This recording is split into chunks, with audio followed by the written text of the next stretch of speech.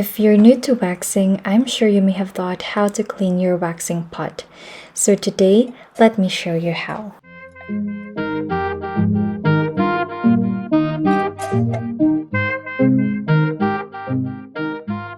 This is my waxing pot from Tresswellness.